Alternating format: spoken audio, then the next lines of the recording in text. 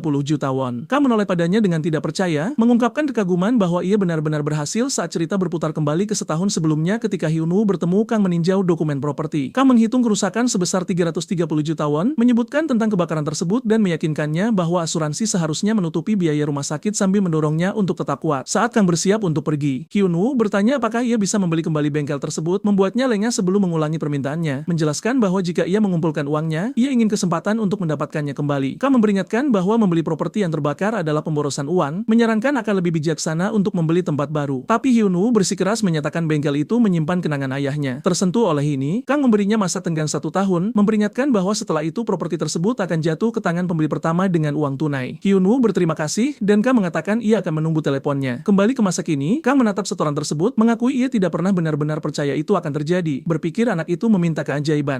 Hyunu mengakui tenggat waktunya adalah pertaruhan. Tahu, kesempatan itu bisa hilang kapan saja. Namun Kang menepati janjinya. Ketika ditanya mengapa ia setuju, Kang menjelaskan bahwa Hyunu adalah orang pertama yang meminta untuk membeli kembali properti segera setelah kehilangannya dan ia ingin mendukung tekad itu. Hyunu mengungkapkan rasa terima kasihnya, sadar ia melestarikan warisan ayahnya berkat Kang dan merasa terdorong untuk membalasnya. Bertanya apakah ia tahu game Ares. Kang tertawa mengatakan semua orang membicarakannya saat Hyunu mengungkapkan ia adalah pandai besi di dalam game. Kang berkomentar itu sangat cocok untuknya dan menerima bantuan, meminta artefak khusus terlepas dari statistik apapun saat protagonis kita berjanji untuk memberikan apapun yang ia inginkan. Kemudian di dalam game, Hyunu memasuki kedai di mana Nel melambai padanya, menandai pertemuan pertama mereka sejak insiden undian. Ia mengeluh betapa sulitnya melacaknya sebelum tertawa dan mengakui ia sedang menggodanya. Nel secara resmi memperkenalkan dirinya sebagai mantan kepala strategi Guild Golden Shield, mengklaim ia membangunnya ke kondisi saat ini. Ia menyatakan dengan kepastian setelah menyaksikan peristiwa di kastil bahwa Hyunu akan menjadi ranker kelas atas dan langsung ke intinya, meminta untuk menjadi anggota pertama ketika ia membentuk guild. Pahlawan kita bercanda bahwa ia menyebutnya penipu beberapa hari yang lalu, mendorong Nel untuk meminta maaf sambil bersikeras siapapun akan salah paham. Hyunu meyakinkannya ia sedang bercanda dan mengatakan ia menantikan untuk bekerja sama. Sebelum pergi, ia berbagi rencananya, mengejutkan Nel ketika ia mengungkapkan niatnya untuk bertemu Raja Pedang Barat dengan memasuki turnamen bela diri. Goyer, saat makan, ia bertanya-tanya apakah pemenang benar-benar menerima hadiah mereka langsung dari sang raja saat Nel membenarkannya. Meskipun ia tanpa khawatir menjelaskan turnamen itu diisi dengan kompetitor elit dan bakat-bakat yang sedang naik daun, membuatnya sangat berbahaya. Hyunu mengangkat bahu mengatakan itulah tepatnya mengapa ia harus menang saat Nel bertanya bagaimana ia bisa tetap tenang di bawah tekanan seperti itu dan ia meyakinkannya ia akan membidik puncak menggunakan keahliannya. Meninggalkannya dengan bingung, hari turnamen bela diri Goyer tiba saat sang tuan rumah menyambut peserta, mengumumkan acara akan dimulai setelah ia turun dan bahwa mereka harus segera menghadapi monster. Ia menambahkan bahwa meskipun sang raja tetap tidak terlihat, Yang Mulia Raja Pedang Barat sedang menonton dari balik bayang-bayang, mendesak semua orang untuk berperilaku baik sebelum mendoakan keberuntungan mereka. Jendela sistem muncul menyatakan turnamen telah dimulai saat kontestan bersiap untuk ujian pertama yang mengharuskan mereka bertahan dari serangan golem selama 1 jam. Banyak pemain bergegas dengan penuh semangat mencari pengalaman mudah sampai pesan sistem lain mengumumkan bahwa mengalahkan golem batu level 109 akan memberikan hadiah. Seorang peserta panik melihat tingkat kesulitan sementara yang lain menyerang maju berteriak, siapa cepat dia dapat, hanya untuk langsung dihancurkan dan lockout. Kekacauan meletus saat pemain dieliminasi satu persatu, menyadari acara tersebut jauh lebih berbahaya berbahaya dari yang diperkirakan. Teror menyebar saat mereka mempertanyakan bagaimana siapapun bisa mengalahkan monster seperti itu di awal. Sementara Hyunwoo mengamati dengan tenang saat orang lain mengutuk kemalangan mereka, percaya mereka telah ditipu. Di tempat lain, kepala turnamen beca menyadari situasinya sangat buruk karena golem batu level tinggi telah muncul di arena pemula. Takut akan kehancuran total, ia bergegas melaporkan kepada sang raja, menerobos masuk ke dalam ruangan memanggil Raja Pedang Barat bersikeras turnamen harus segera dihentikan. Namun sang raja menolak, membuatnya bingung. Barat menyela, memerintahkannya untuk menonton layar, menunjuk ke prajurit tertentu di medan perang dan memerintahkannya untuk mengamati individu itu dengan cermat. Di arena, Hyunwoo menembakkan anak panah bersinar yang menghantam golem batu, mengungkapkan kreasi khusus ketiganya, Orichalcum Aegis. Anak panah khusus yang menentang hukum fisika, kembali ke penggunanya. Setelah ditembakkan, pemain lain kehilangan akal sehat, berteriak bagaimana mungkin anak panah bisa kembali seperti bumerang. Protagonis kita merasa puas karena anak panah yang diperoleh dari wilayah kastil tampil persis seperti yang diharapkan berkat Orichalcum legendaris. Teman kita menembak lagi dan proyektil itu menyerang golem sekali lagi sebelum kembali dan hampir memenggal kepala peserta lain. Yang menjerit bertanya apakah Hyunwoo mencoba membunuhnya. Hyunwoo segera meminta maaf saat dampaknya membuat golem terpana selama 4 detik. Pemain berteriak bahwa monster itu terjebak, mendesak semua orang untuk segera menyerang saat kontestan melepaskan rentetan mantra, serangan, dan kemampuan. Namun golem itu mengabaikan semuanya dan mengeluarkan raungan marah, meluncurkan serangan balik yang buas. Kepanikan menyebar saat peserta berteriak satu sama lain untuk menghindar saat golem yang marah itu mengunci pahlawan kita. Seorang pemain berteriak mereka hanya perlu bertahan sedikit lebih lama sementara yang lain berteriak pada Hyunwoo untuk lari. Pemain menerima serangan berat berjuang untuk tetap hidup saat pada saat terakhir protagonis kita beralih ke pedang cahaya siangnya, menolak untuk mundur dan menahan pukulan besar itu hanya untuk terbanting dengan keras ke tanah oleh dampaknya. Di atas medan perang, kepala turnamen memohon kepada Raja Pedang Barat menyarankan acara harus berakhir karena peserta tampaknya telah mencapai batasnya. Sang raja menonton dengan minat yang tumbuh saat tiba-tiba segalanya berubah. Meskipun dijatuhkan, Hyunwoo mengaktifkan Emergency God Crafting sekali lagi menyelesaikan prosesnya seketika dan menempa Damascus Swirl 2, senjata sementara yang dirancang khusus untuk memotong batu. Dengan satu serangan tegas, protagonis kita melenyapkan golem batu saat bilahnya menghilang segera setelah memenuhi tujuannya. Pada saat yang sama, notifikasi membanjiri dan Hyunwoo terpana saat levelnya melonjak 14 dalam sekejap. Lonjakan pengalaman yang luar biasa. Pemain yang tersisa menatap dengan tidak percaya, tidak mampu memahami bagaimana ia membunuh monster itu dengan satu serangan saat Hyunwoo bertanya kepada mereka dengan bingung apakah mereka seharusnya tidak membunuhnya. Para kontestan merespons, menjelaskan bahwa tujuannya hanya untuk bertahan hidup karena ujian tersebut memiliki 3 tahap dan munculnya golem level tinggi sudah merusak keseimbangan. Mereka mengklarifikasi bahwa makhluk itu dimaksudkan untuk ditahan, bukan dikalahkan. Teman kita akhirnya sadar ia tidak sengaja menghancurkan acara itu sendiri saat pandangannya kabur dan ia tumbang karena kelelahan mana. Pemain berkumpul di sekelilingnya, mencatat bahwa meskipun tidak sadarkan diri, ia belum lockout saat mereka berspekulasi tentang kemampuannya. Awalnya percaya ia memiliki banyak keahlian tetapi sekarang curiga ia adalah seorang master senjata, berharap mereka memiliki setidaknya satu senjata yang sekuat miliknya. Pada saat itu, Beca mengumumkan kepada semua peserta bahwa karena kesalahan penyelenggara, turnamen bela diri Goyard ditangguhkan, memerintahkan semua orang untuk segera keluar. Berita tentang prestasi Hyunwoo menyebar secara online seperti api saat ribuan orang menonton siaran langsung, menyaksikan tubuhnya yang tidak sadarkan diri terbaring di arena. Penonton kagum pada bagaimana ia mengalahkan golem batu sendirian, menuntut detail tentang peralatannya saat seorang pengamat memperbesar dan memperhatikan anak panah yang dijatuhkan Hyunwoo dan melihat namanya terukir di atasnya. Obrolan itu langsung menghubungkan titik-titik tersebut. Menyadari ini adalah pandai besi Hyunwoo, orang yang memperbaiki lonceng yang dianggap tidak bisa diperbaiki di kastil, membuat semua orang terpana tentang bagaimana seorang pandai besi bisa menjadi begitu sangat kuat. Sementara itu, di kantor perusahaan pemegang saham, tim layanan pelanggan kewalahan tenggelam dalam tiket yang mempertanyakan mengapa turnamen dihentikan saat staf hanya bisa menanggapi bahwa itu adalah keputusan yang dibuat oleh Ares secara bebas. Berspekulasi mungkin terkait dengan konflik internal di kerajaan Goyard sambil mengeluarkan permintaan maaf yang tak ada habisnya. Di departemen pengembangan, seorang karyawan segera melaporkan masalah besar kepada ketua timnya yang awalnya mengabaikannya tetapi terpaksa mendengarkan saat ia mengungkapkan bahwa turnamen Goyard telah ditangguhkan. Ia bereaksi dengan tenang pada awalnya mengatakan itu sudah diduga, tetapi ia dengan cepat mengklarifikasi masalah sebenarnya bahwa Raja Pedang Barat telah memanggil pengguna Hyunwoo, membuatnya terpana saat ia mempertanyakan bagaimana pertemuan seperti itu bisa terjadi begitu cepat. Karyawan itu mengonfirmasi bahwa Hyunwoo sudah dalam perjalanan ke ruang resepsi, membuat ketua tim menyadari ia akan mengalami malam tanpa tidur lagi saat ia bergumam bahwa pemain ini menentang semua logika dan bertindak sepenuhnya tidak dapat diprediksi. Ia bertanya-tanya apa yang akan terjadi jika Hyunwoo menyelesaikan permintaan Barat dan memaksimalkan afinitas mereka, menyimpulkan bahwa dalam kasus seperti itu, ia bisa menguasai seni Raja Pedang dan menjadi pandai besi terkuat yang pernah ada. Ia mencatat bahwa itu tidak akan mudah karena hasilnya tergantung pada Ai Barat, namun rekan kerjanya percaya Hyunwoo akan berhasil yang membuatnya gelisah saat ia memperingatkannya untuk tidak membawanya sial. Keesokan harinya di dalam game, Hyunwoo dikawal ke ruang singgahsana, merenungkan betapa tidak terduganya untuk bertemu Raja Pedang Barat begitu cepat. Ia berlutut di hadapan sang raja yang menyapanya sebagai orang asing, menjelaskan bahwa biasanya hadiah akan disajikan di hadapan audiens yang agung tetapi karena insiden itu, ia meminta pengertian dan kebijaksanaan. Ia menambahkan menambahkan bahwa besok semua orang akan mengakui kinerja luar biasa Hyunwoo sebagai master senjata. Hyunwoo tiba-tiba berdiri, memotong kalimat sang raja. Ia berbicara kepada Barat secara langsung, menyatakan bahwa ia mendengar sang raja sedang mencarinya. Pengawal kerajaan meletus dalam kemarahan, tidak mampu mentoleransi keberanian seperti itu. Mereka bersikeras bahwa tidak peduli pencapaiannya, tingkat kesombongan ini tidak bisa diabaikan dan menuntut untuk tahu bagaimana ia berani menginterupsi yang mulia. Hyunwoo tetap tenang memperkenalkan dirinya sebagai pandai besi Hyunwoo. Para pengawal menjadi lebih marah dan bersiap untuk mengusirnya, tetapi Raja Pedang Barat mengangkat tangannya memerintahkan mereka untuk mundur. Ia mengonfirmasi bahwa Hyunwoo adalah tamu yang ia tunggu-tunggu. Berdiri di hadapannya, Hyunwoo menghadapi Raja Pedang Barat, salah satu dari 10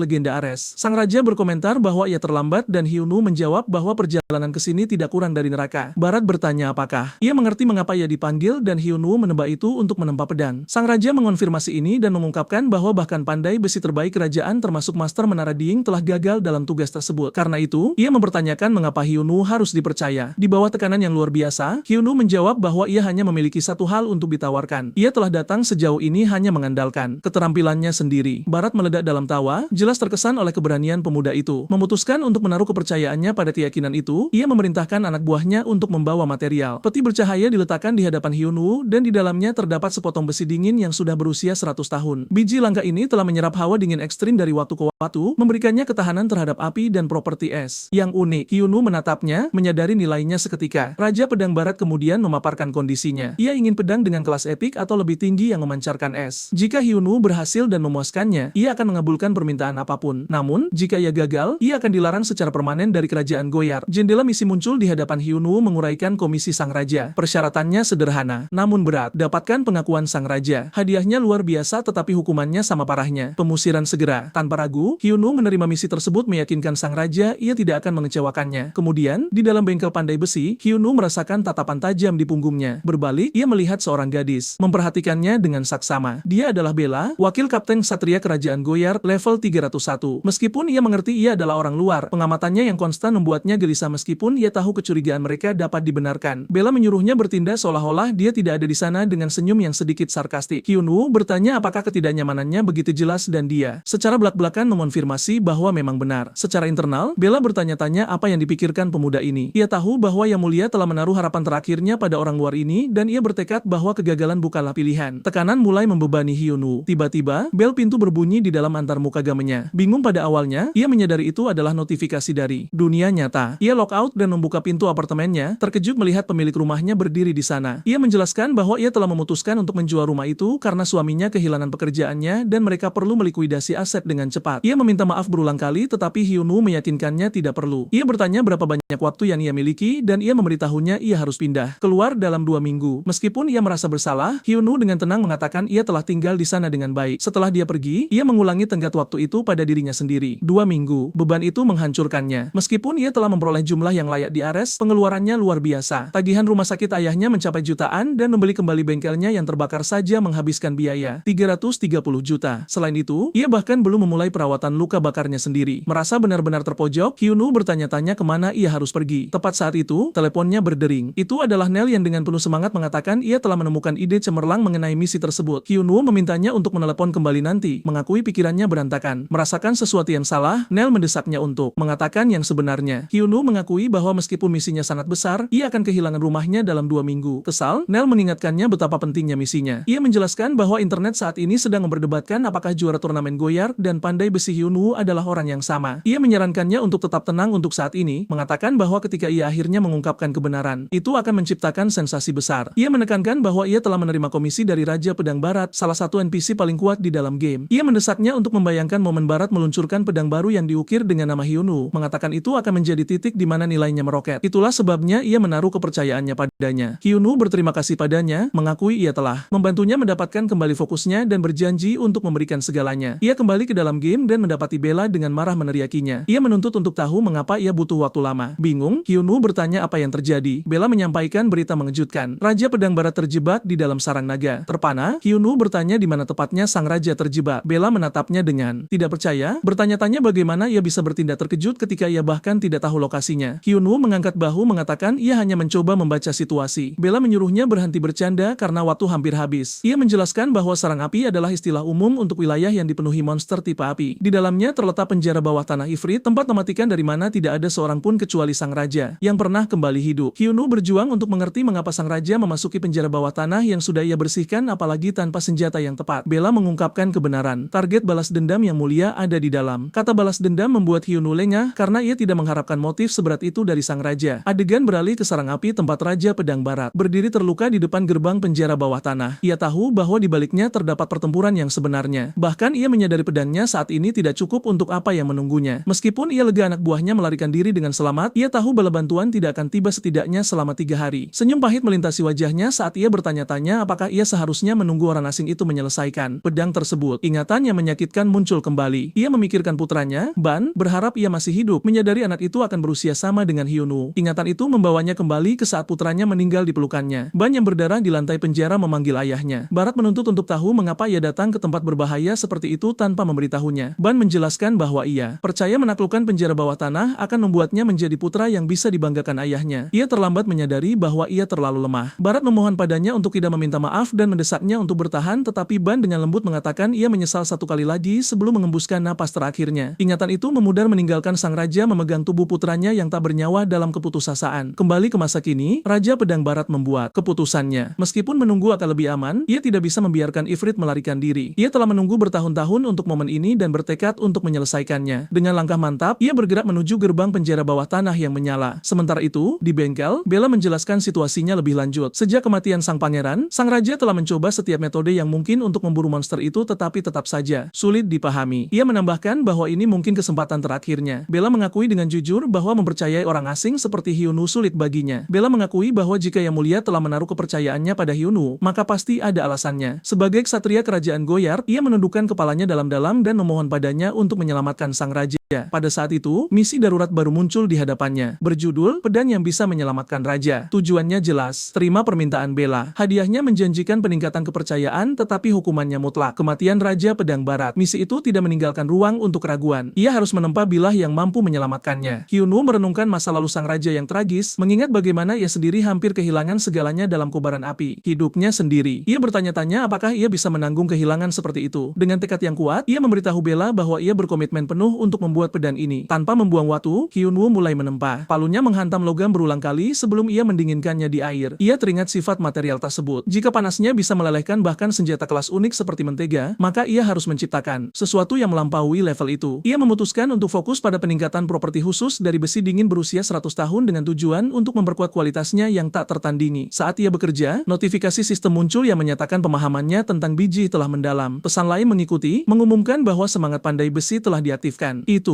menjelaskan bahwa hasrat, tekad, dan empatinya telah mendorongnya ke dalam perendaman total. Ia telah memasuki kondisi fokus yang sempurna. Hasilnya, sistem menyatakan bahwa pedang kelas legendaris pertamanya sedang ditempa. Cahaya cemerlang meletus dari bengkel memaksa Bella untuk melindungi matanya saat ia bertanya-tanya apakah itu sudah selesai. Saat cahaya memudar, Hyunwoo berdiri. Di sana memegang pedang yang baru ditempa. Itu memancarkan aura dingin yang seketika menurunkan suhu ruangan. Ia menyatakan bahwa sekarang saatnya untuk menyelamatkan sang raja. Sementara itu, di sarang api, Raja Pedang Barat menjerit kesakitan saat ia menerima pukulan berat. Jatuh berlutut, ia menguatkan dirinya, bertekad untuk mengakhiri pertempuran. Di hadapannya berdiri bos penjara bawah tanah Everett, level 490. Muncul melalui api, sang raja menyatakan ia telah menunggu lama untuk momen ini dan menyerang maju. Everett meraung saat bentrokan dimulai. Meskipun Barat menahan beberapa serangan, kekuatan luar biasa monster itu memaksanya mundur. Ia terkejut melihat Everett menggunakan pedang yang seluruhnya terbuat dari api. Serangan tanpa henti menyusul, membuat Barat terbuka. Everett melepaskan badai api, memaksa sang raja mundur sambil tertawa mengejek. Berlutut, Barat mengutuk situasinya, percaya ini mungkin akhirnya. Saat Everett bersiap untuk menghabisinya dengan tombak api besar, bilah es yang sangat besar mencegat serangan itu. Hyunsung dan Bella tiba tepat pada waktunya. Bella mendesak sang raja untuk menggunakan senjata baru tersebut. Saat Barat mencengkeram pedang itu, jendela sistem muncul, menampilkan statistik yang luar biasa, ketahanan api yang luar biasa, kekuatan serangan berbasis es yang diperkuat, dan keuntungan yang signifikan terhadap monster api. Ia juga memiliki skill aktif yang kuat bernama Frost Flower. Hyunsung mendorongnya untuk melepaskan kekuatannya. Sang raja mengangkat bilah pedang saat ia memancarkan energi pembeku dan mengaktifkan skill tersebut. Gelombang es melonjak di seluruh medan perang, membekukan serangan Everett seketika. Monster itu menjerit saat rasa dingin melawan apinya. Menyatakan pertarungan berakhir, Barat bergerak maju, bilah esnya berbenturan dengan bentuk berapi Everett dan menghancurkannya seperti kaca. Iblis itu goyah, dan dengan serangan tegas, sang raja memberikan pukulan terakhir, menghancurkannya sepenuhnya. Pesan sistem mengonfirmasi bahwa bos telah dikalahkan. Kelelahan, Barat akhirnya mengatur napasnya, tetapi bahaya belum berakhir. Saat sisa-sisa Everett mulai bersinar, Hyun Sung bertanya apa yang terjadi. Bella dengan cepat menyadari ancamannya. Beberapa monster memiliki kemampuan untuk meledakkan diri. Penjara bawah tanah itu meletus dalam ledakan hebat, menelan segalanya dalam api dan menjebak sang raja dalam ledakan tersebut. Bella berteriak untuk dia melarikan diri, tetapi Barat memerintahkannya untuk tetap di belakang. Memegang liontin berisi foto putranya, ia memutuskan untuk menerima takdirnya. Meskipun Bella ingin menyelamatkannya, ia tidak bisa mengabaikan perintah langsung dan tetap membeku. Pada saat itu, Hyun Sung melangkah maju, mengaktifkan perisai tahan api, ia berjalan langsung ke dalam kobaran api. Sang raja menyuruhnya untuk berbalik, tetapi Hyun Sung menolak, bersikeras ia datang untuk pergi bersama dengannya. Ia bertanya apakah keputusan sang raja karena orang di dalam liontin. Barat mengakui memang benar, menyalahkan dirinya sendiri atas kematian putranya dan bertanya-tanya bagaimana ia bisa terus hidup. Hyun Sung merespons dengan jujur, mengatakan bahwa meskipun ia tidak bisa sepenuhnya memahami kesedihan seperti itu, ia hampir kehilangan ayahnya sendiri, yang sekarang terbaring koma. Ia berbagi bagaimana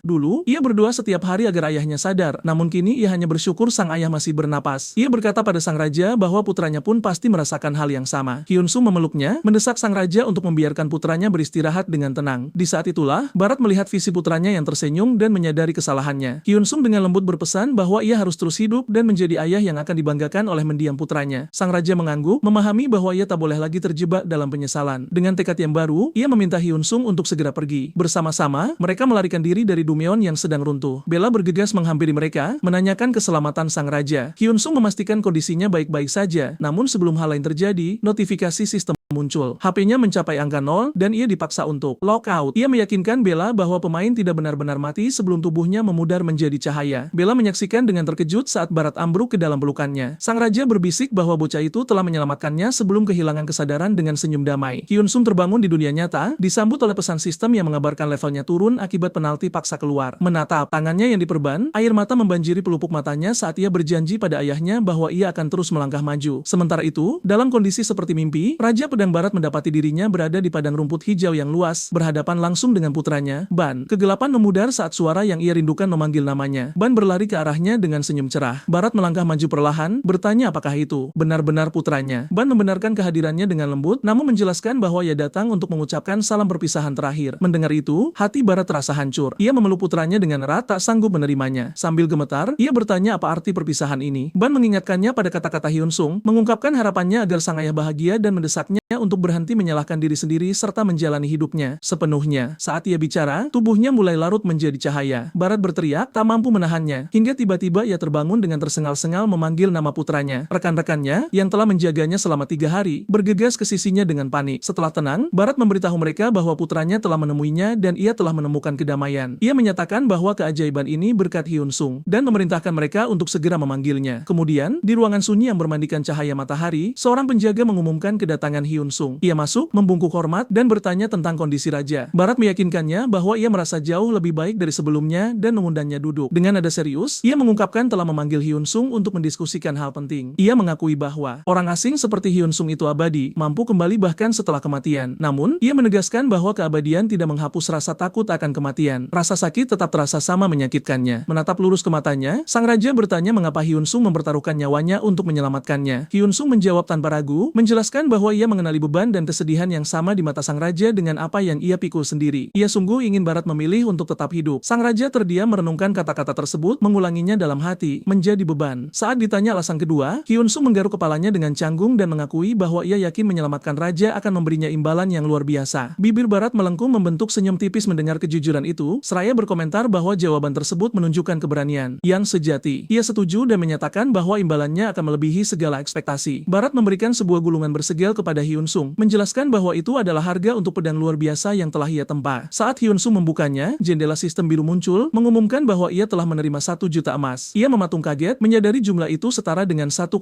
miliar. Itu adalah kekayaan yang mengubah hidup. Sang raja bersikeras bahwa karena pedang itu benar-benar menyelamatkannya, imbalan tersebut sangatlah pantas. Hyun Sung membungkuk dalam, mengungkapkan rasa terima kasihnya yang tulus. Barat memberi syarat agar ia duduk kembali dan berbicara dengan nada hangat layaknya seorang ayah. Mulai saat ini, ia bersumpah untuk hidup sepenuhnya agar ketika bertemu Ban lagi, ia tidak akan memiliki penyesalan. Ia meminta Hyunsung melakukan hal yang sama dan hidup kuat demi ayahnya sendiri. Sang raja mengundangnya untuk sering mengunjungi istana, dan Hyunsung dengan antusias menyetujuinya. Merasa puas, Barat mengatakan bahwa Hyunsung telah memberinya kekuatan baru dan bertanya apakah ia boleh menganggapnya sebagai sahabat karib. Pada saat itu, pesan sistem muncul, mengumumkan bahwa tingkat afinitas Hyunsung dengan Raja Barat telah mencapai level maksimal, memberinya berkat sang sahabat. Menyadari pentingnya menjalin pertemanan dengan seorang legenda, Hyunsung menggenggam tangan sang raja dan mengungkapkan betapa berartinya ikatan ini baginya. Untuk merayakan persahabatan mereka, Barat tiba-tiba menyatakan bahwa ia secara pribadi akan mengajarinya ilmu pedang miliknya. Komandan Ksatria Benson segera keberatan, mempertanyakan bagaimana bela diri yang tak ternilai harganya itu bisa diberikan kepada orang asing. Ia mengingatkan sang raja bahwa Lord, penerus peringkat teratas, telah dipilih dan sedang dalam pelatihan, bersikeras bahwa hanya mereka yang layak yang berhak atas pengetahuan tersebut. Sang raja dengan tenang menjawab bahwa ia tidak menawarkannya dengan sembarangan, melainkan kepada seseorang yang telah membuktikan dirinya. Quest skill baru muncul di depan Hyunsung, berjudul Ilmu Pedang Raja Pedang. Syaratnya sederhana,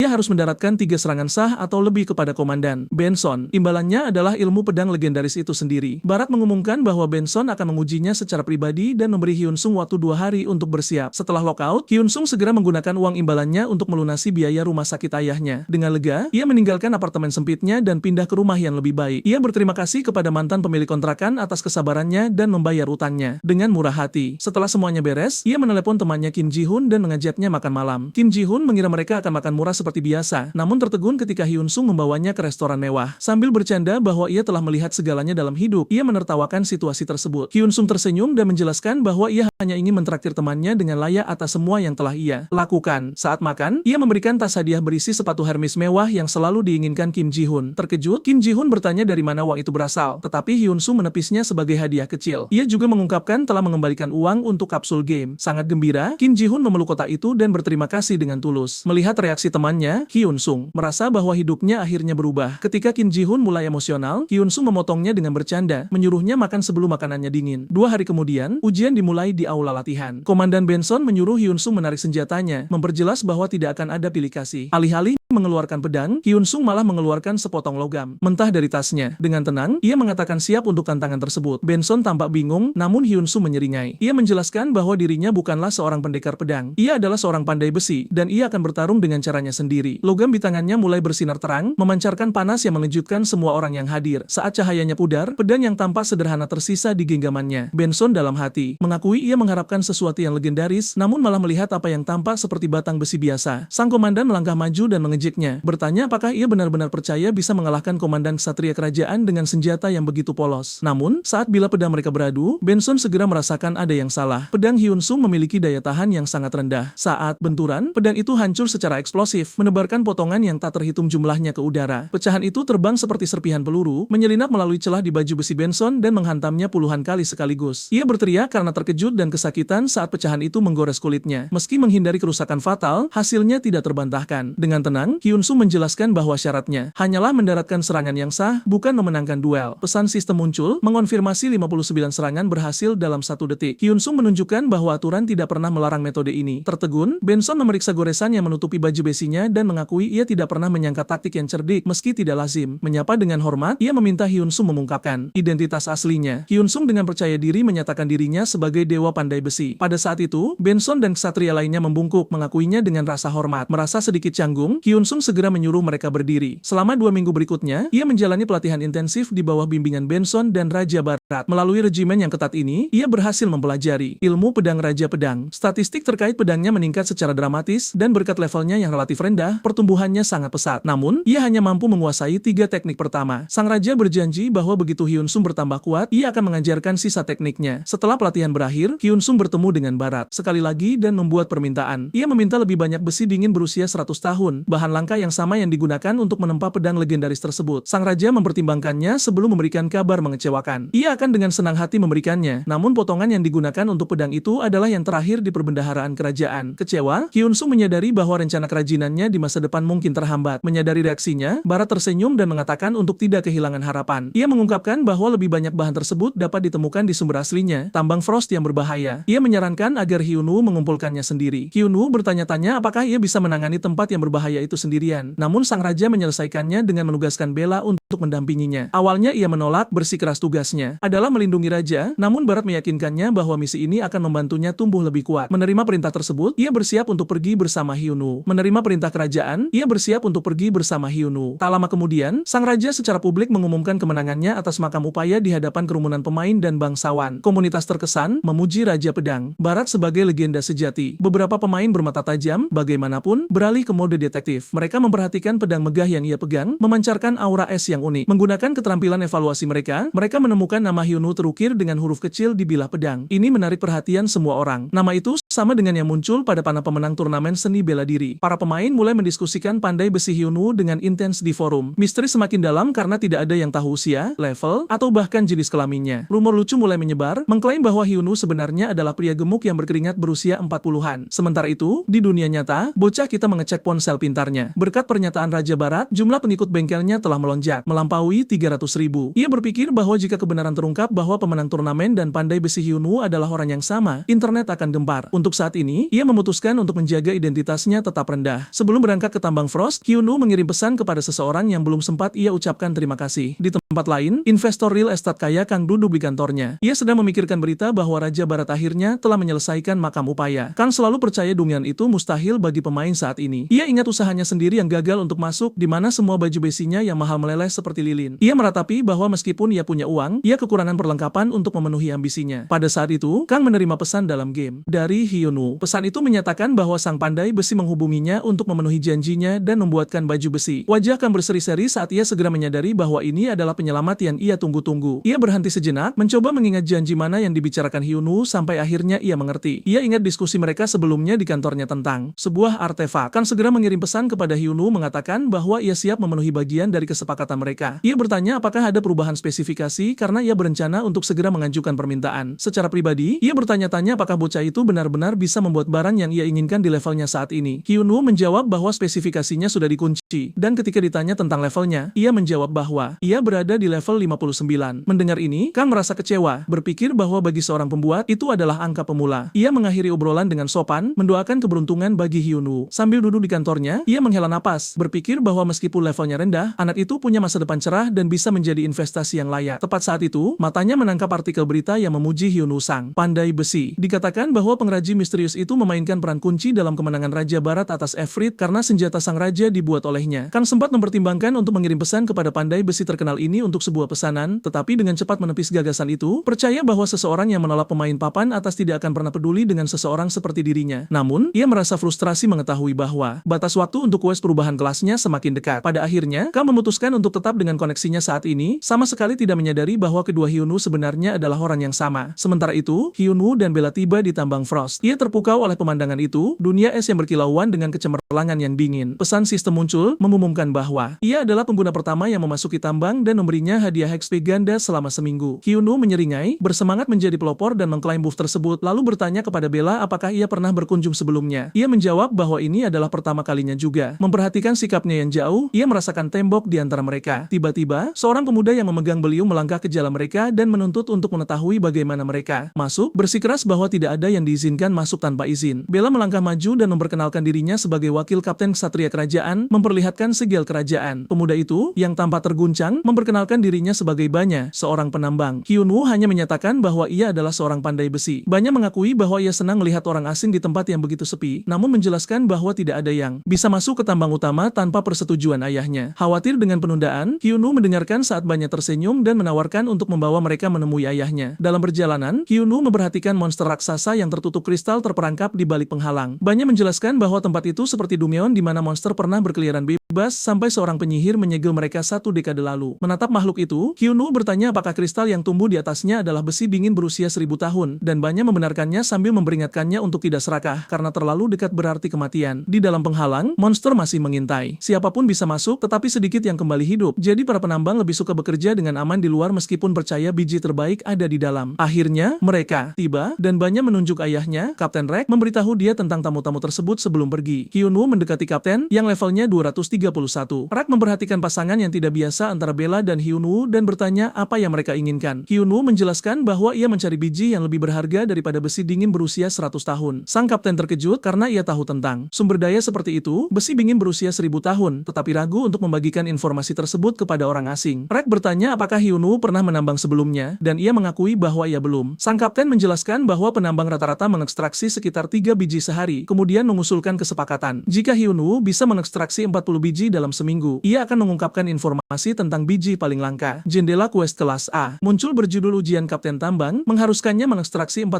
biji dalam 7 hari. Kegagalan berarti kehilangan kesempatan untuk mengetahui tentang bahan itu selamanya. Rek bertanya apakah ia menerima, dan Hyunwoo mengepalkan tinjunya, bertanya apa yang akan terjadi jika ia mengekstraksi lebih dari 40. Rek mengejek gagasan itu, tetapi berjanji bahwa jika ia berhasil, ia sendiri yang akan mengekstraksi biji langka itu untuknya. Namun, ia menetapkan satu syarat. Hyunwoo tidak boleh menerima bantuan dari pendamping manapun. Bertekad untuk membuktikan bahwa ia salah, Hyunwoo menerima tantangan tersebut. Setelah ia dan Bella pergi, Rek memarahi putranya banyak karena menguping dan menyeretnya pergi. Saat mereka menuju lokasi kerja, Bella bertanya kepada Hyunwoo tentang memprovokasi kapten. Mengulurkan tangannya, ia menjelaskan bahwa ia datang dengan persiapan dan mengeluarkan kapak tambang bercahaya yang canggih. Matanya berbinar saat ia menggenggamnya, sementara Bella secara pribadi berpikir bahwa sang ratu telah berteman dengan orang yang benar-benar aneh. Seminggu kemudian, Rek duduk sendirian, yakin bahwa orang asing itu tidak akan pernah kembali. Percaya tugas itu mustahil bagi seorang pemula. Tiba-tiba, langkah kaki bergema di pintu masuk dan bayangan muncul. Ia tertegun melihat Hyunwoo benar-benar tertutup jelaga. Rek bercanda bahwa setidaknya ia sekarang terlihat seperti penambang sebelum menuntut bukti karena tenggat waktu telah tiba. Hyunwoo meminta waktu sebentar, dan Rek tertawa di dalam hati, yakin bahwa tantangan itu gagal. Namun, Hyunwoo mengulurkan tangannya dan menjatuhkan tumpukan besar biji di hadapannya. Terhuyung, Rek menatap gunung biji itu dengan tidak percaya. Menyeka jelaga dari wajahnya, Hyunwoo dengan tenang mengungkapkan bahwa ia mengumpulkan 200 potong secara total. Terkejut, Rek menuntut untuk mengetahui identitas aslinya, mencurigai bahwa ia mungkin adalah penambang legendaris yang menyamar. Hyunwoo hanya menyeringai, memegang beliumnya yang bersinar dengan mudah, dan menyatakan bahwa ia hanyalah pandai besi biasa. Jendela sistem muncul, menampilkan statistik senjata. Itu adalah pedang dan kapak Damaskus tingkat unik dengan daya tahan 12.000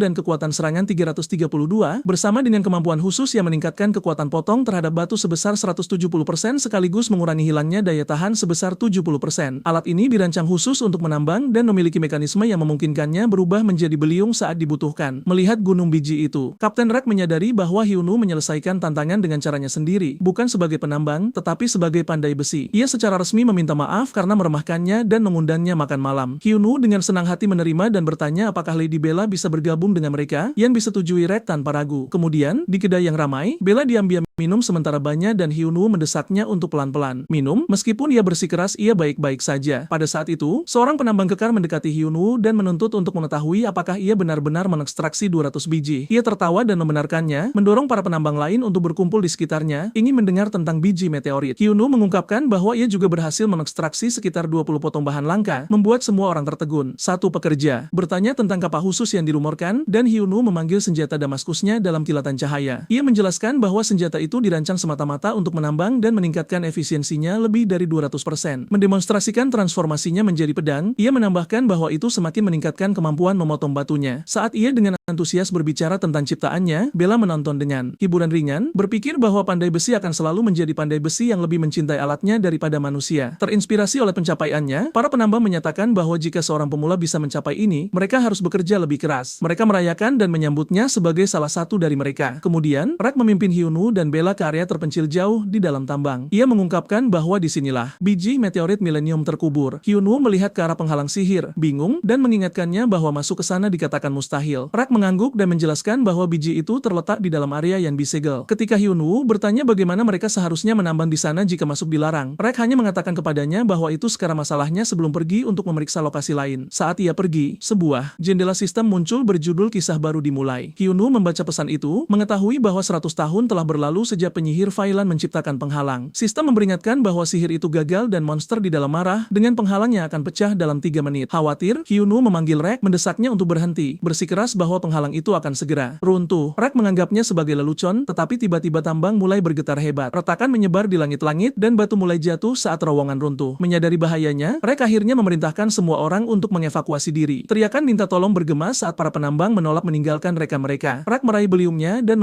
mengumpulkan yang lain untuk menyelamatkan kru mereka. Di tengah kekacauan, Hyunwoo mempertimbangkan langkah selanjutnya saat quest baru muncul. Ini adalah quest peringkat S eksklusif untuknya karena memicu peristiwa ini. Penaltinya berat, kematian para penambang, dan tujuannya adalah menyelamatkan semua 96 penambang dengan hadiah berdasarkan jumlah korban yang selamat. Mengertakkan gigi, Hyunwoo membenci bagaimana sistem memperlakukan orang-orang ini seperti sekadar angka, karena baginya mereka adalah nyata. Bertekad, ia memanggil pedangnya dan memberitahu Bella untuk melindunginya jika ia melewatkan monster apapun. Terkejut, Bella bertanya apakah ia tidak takut. Ia tersenyum dan menjelaskan bahwa pemain tidak mati, memperjelas bahwa ia berniat menghadapi bahaya secara langsung. Ia menjelaskan rencananya, menyatakan bahwa ia akan menahan pintu masuk Dumian sendirian untuk mencegah monster apapun mencapai tingkat atas. Bro adalah definisi seorang pria sejati. Bagaimanapun, berdiri di depan penghalang yang runtuh, Hyunwoo melihat monster batu yang marah melalui celah-celah dan menyadari bahwa pedang Damaskus miliknya saja tidak akan cukup melawan gerombolan itu. Ia memutuskan untuk menempa senjata baru di tempat untuk melawan dinginnya monster tersebut. Mengaktifkan skill Dewa Pandai daruratnya, ia menuangkan mana dan sejumlah besar biji untuk menciptakan pedang besar dari besi dingin. Tepat saat itu mundur mencapai 0, penghalang hancur total, dan Hyunwoo berteriak agar mereka datang, bersiap menghadapi serangan. Troll batu di level 113, orc batu di level 107, dan serigala batu di level 110 menyerbu ke arahnya. Mengetahui bahwa senjata yang baru ditempanya akan menghilang setelah satu kali penggunaan, tetapi efek abaikan pertahanan khususnya aktif, ia berdiri kokoh dan bersumpah bahwa selama ia tetap berdiri, tidak ada satu monster pun yang akan melewatinya. Mengayunkan pedang besar itu, Hyunwoo menyerbu ke depan dan melepaskan skill badai es, mengirimkan serangan es menyapu dengan kekuatan besar. Badai itu membekukan monster di dekatnya, menangkap serigala batu di tengah lompatan saat paku es bergerigi merobek tubuhnya, mengakhirinya secara instan dengan pedang satu pukulan miliknya. Namun, setelah serangan dahsyat itu, pedang besar besi dingin hancur. Hyunwoo menatap gagang yang tersisa di tangannya dengan terkejut. Meskipun itu hanya upaya terakhir, ia menyadari bahwa dengan bahan yang tepat, ciptaan seperti itu bisa berdampak besar. Namun, tidak ada waktu untuk merenung, karena banyak monster masih mengintai di dalam gerbang, dan kekhawatirannya beralih ke para pekerja. Di tempat lain, jauh di dalam tambang yang runtuh, para penambang menggali dengan putus asa untuk menyelamatkan rekan mereka yang terjebak. Suara bergema melalui debu saat beberapa orang mendesak yang lain untuk terus menggali. Mengetahui yang terluka harus diselamatkan sementara teriakan minta tolong menusuk udara. Sial, bro, aku berharap teman-temanku seperti orang-orang ini. Pesan sistem muncul, menyatakan bahwa hadiah akan bergantung pada jumlah yang selamat dan mendesak Hyunwoo untuk menyelamatkan mereka. Melihat upaya penyelamatan yang panik, ia mengepalkan tinjunya. Baginya, pekerja ini bukan lagi sekadar angka dalam quest. Mereka mengingatkannya pada dirinya sendiri, mempertaruhkan segalanya untuk menyelamatkan ayahnya. Orang-orang mengorbankan diri demi orang yang mereka cintai seperti yang ia lakukan dulu. Dengan motivasi baru, Hyunwoo berdiri di depan pintu masuk Dumion yang sekarang dipenuhi monster, bertekad untuk melindungi para penambang dengan segala cara. Menyadari bahwa bertarung di dekat para pekerja terlalu berbahaya, ia memutuskan untuk menarik perhatian para monster. Berlari menuju bagian lain dari Dumion, ia berteriak untuk menarik perhatian mereka, dan rencananya berhasil saat sekelompok orc batu dan serigala pecah untuk mengejarnya. Begitu ia memimpin mereka jauh dari yang lain, ia berbalik menghadapi gerombolan itu, menarik pedang Damaskusnya saat ia menyelam ke dalam pertempuran. Ia menghindari serangan dengan kelincahan, mendaratkan serangan tepat sasaran sambil nyaris menghindari palu raksasa yang menghantam tanah di kakinya. Dengan pukulan yang menentukan, Hyunwoo menjatuhkan serigala dan orc dalam satu gerakan. Monster batu besar lainnya mengayunkan palunya, tetapi ia membelah senjata itu menjadi dua sebelum menghabisi makhluk itu dengan serangan yang kuat. Tiba-tiba dikelilingi oleh gelombang musuh lainnya, ia tersenyum percaya diri, menyadari bahwa sekarang adalah saatnya menggunakan keterampilan aslinya. Bersyukur atas semua yang ia pelajari dari ilmu pedang Raja Pedang, mengaktifkan skill pedang gelombang mengamuk, ia menyerbu ke tengah pertempuran saat badai tebasan cepat meletus. Serangannya berubah menjadi gelombang biru yang merobek monster, menebas mereka satu demi satu. Saat ia bertarung, pesan sistem muncul, mencatat bahwa skill tersebut memberikan 10%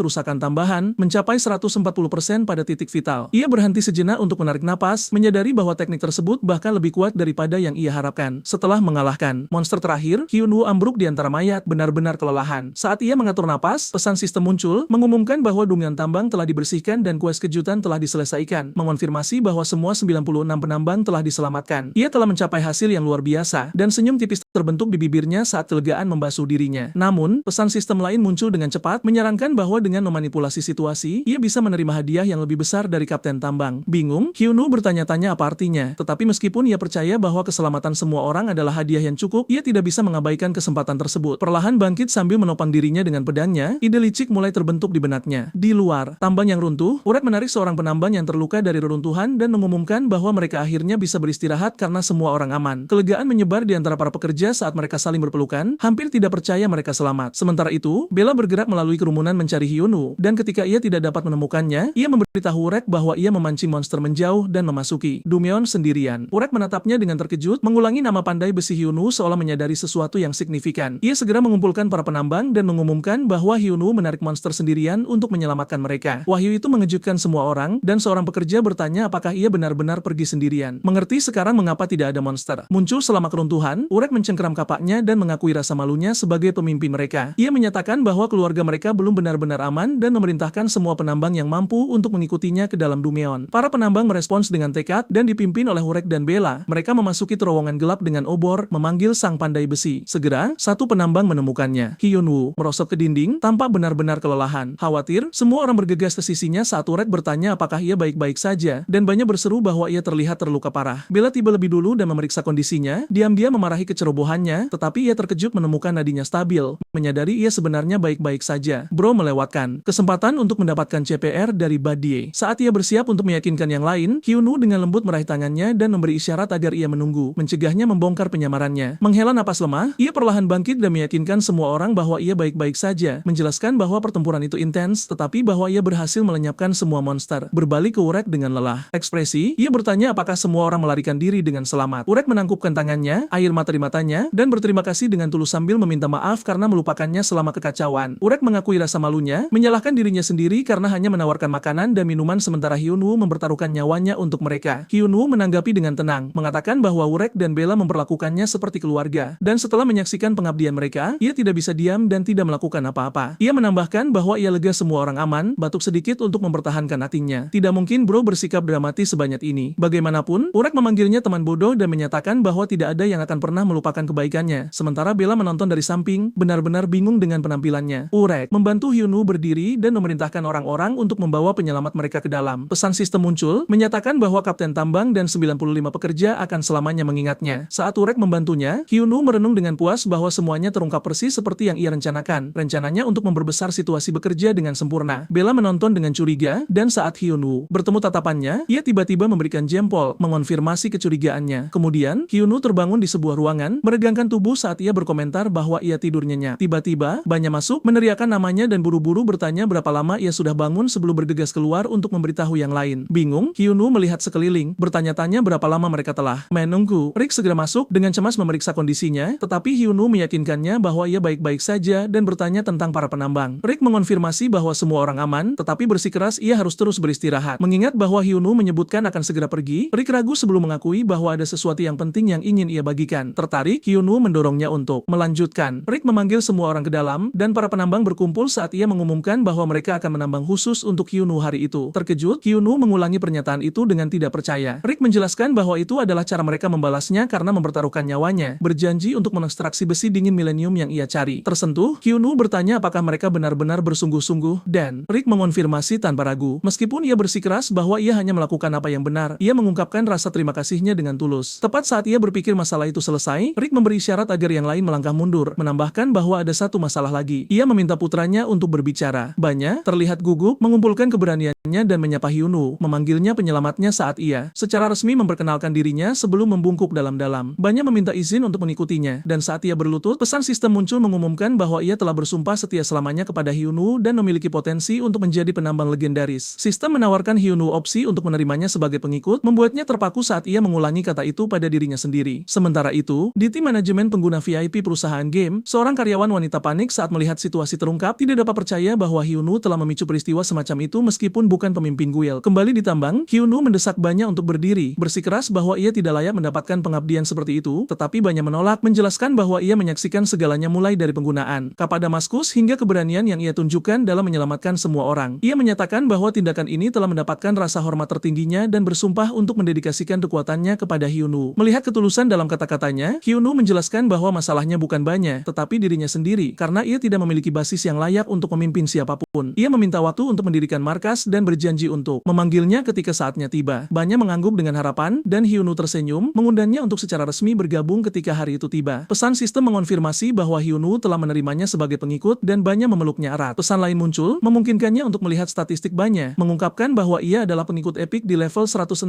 dengan kemampuan menambang yang luar biasa, dan keterampilan seperti mendeteksi mineral mineral langka dan penambangan tanpa lelah. Sistem menggambarkannya sebagai seseorang yang ditakdirkan untuk menjadi penambang paling luar biasa di dunia, legenda masa depan dengan potensi pertumbuhan yang luar biasa. Hyunwoo tersenyum, menyadari bahwa berkat ketulusan Banya, ia telah mendapatkan sekutu baru yang kuat. Dengan antusias, Banya bertanya kapan mereka akan bertemu lagi, mengklarifikasi bahwa ia tidak bermaksud untuk mendesaknya. Hyunwoo meyakinkan pengikut barunya bahwa itu tidak akan lama. Banya berjanji bahwa sampai saat itu, ia dan para penambang lainnya akan terus menimbun sumber daya dan meminta Hyunwoo berbicara lebih santai dengan mereka. Ia setuju, berjanji bahwa ia akan memanggil Banya dengan namanya mulai sekarang. Sementara Wreck menonton adegan itu terungkap dengan senyum bangga. Di luar tambang, para penambang berkumpul di dekat portal biru yang bersinar. Pesan sistem memberitahu Hyunwoo bahwa ia telah memperoleh 45 besi dan 51 besi dingin. Rick mendekat dengan antisipasi, mengungkapkan tumpukan besar biji biru yang bersinar dan mengumumkan bahwa itu adalah besi dingin milenium. Berdiri di samping tumpukan yang sangat besar, ia menampilkan jendela informasi item. Itu diklasifikasikan sebagai bahan kelas unik, yang memerlukan pandai besi level 300 atau lebih tinggi untuk memproses dengan tingkat kesulitan ekstrim. Deskripsinya menekankan bahwa besi ini terkubur selama 6.000 tahun, membuat besi dingin biasa tampak tidak berharga. Hyunwoo menatap tumpukan itu dengan kagum saat Bella mencondongkan tubuh lebih dekat dan berbisik bahwa ia pasti merasa bangga dengan pencapaiannya. Ia segera menyuruhnya untuk merendahkan suaranya, waspada bahwa kata-katanya bisa disalahpahami. Wreck kembali untuk mengungkapkan rasa terima kasihnya yang mendalam, mengakui bahwa ia tidak pernah membayangkan ia akan menambang besi dingin milenium seumur hidupnya, dan sepenuhnya mengkreditkan Hyunwoo. Berseri-seri dengan percaya diri, Hyunwoo bersiap untuk pergi bersama Bella, berterima kasih kepada para penambang atas segalanya saat mereka bergerak menuju portal. Para pekerja mendesaknya untuk tinggal lebih lama, bersikeras bahwa ia adalah selalu diterima. Tepat sebelum mereka pergi, Banya mengejar mereka, memanggil dengan air mata. Hyunwoo berbalik dan menjelaskan bahwa ia akan memberikan sesuatu padanya. Ia memberikan kapak beliung Damaskus khususnya kepada Banya. Secara internal, ia mencatat bahwa alat itu memiliki fitur unik. Semakin Banya menggunakannya untuk menambang, semakin banyak mineral yang secara otomatis akan diterima Hyunwoo sebagai biaya sewa. Banya tertegun menerima kapak yang pernah dibanggakan Hyunwoo dan bersumpah setia kepadanya seumur hidup. Sementara Hyunwoo merasa sedikit bersalah atas motif tersembunyinya. Di belakang mereka, para penambang terus merayakan dengan liar saat Hyunwoo dan Bella melangkah melalui portal. Ia merenungkan tuduhan Bella sebelumnya tentang dirinya sebagai penipu, menyadari bahwa terlepas dari segalanya, ia mempertaruhkan nyawanya untuk para penambang dan akhirnya mendapatkan kepercayaan mereka. Sebelum pergi sepenuhnya, ia berbalik ke arah Bella, yang diam-diam mengakui bahwa apa yang ia lakukan sebenarnya mengesankan. Terkejut, Hyunwoo bertanya apakah ia benar-benar bersungguh-sungguh, dan ia mengonfirmasi bahwa ia berbicara dengan tulus.